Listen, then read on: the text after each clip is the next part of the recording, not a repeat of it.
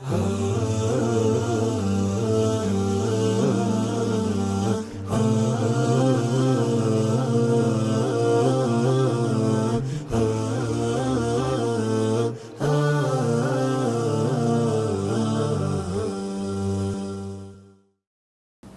alaikum wa rahmatullahi wa barakatuh. Alhamdulillah wassalatu wassalamu ala rasulillahi sallallahu alayhi wa ala alihi wa ashabihi wa ba'd. Ndugu zangu Waislamu na wote wanaonisikiliza, mara nyingi tunapitia changamoto nyingi katika maisha yetu, lakini katika Uislamu tuna tiba hizo changamoto.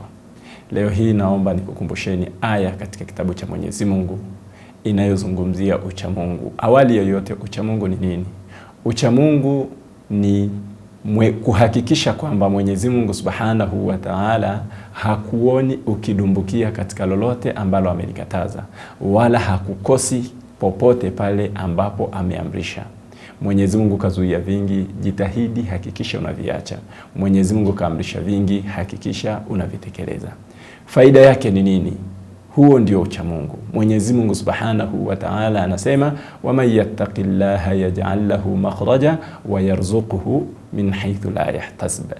Mwenye kumcha Mungu, mwenye kumwogopa Mwenyezi Mungu Subhanahu wa Ta'ala, atamuonesha pa kutokea pindi anapokuwa na matatizo. Ukipata matatizo, unaona hakuna njia, Mwenyezi Mungu Subhanahu wa Ta'ala anakuonyesha maadamu wewe ni mcha Mungu. Ni hilo tu? Hapana. Faida ya pili akasema, wayarzuquhu min haythu la yahtasib.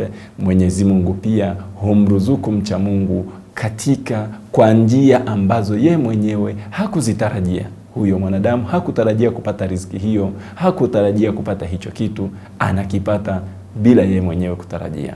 Assalamu alaikum wa rahmatullahi wa barakatuh.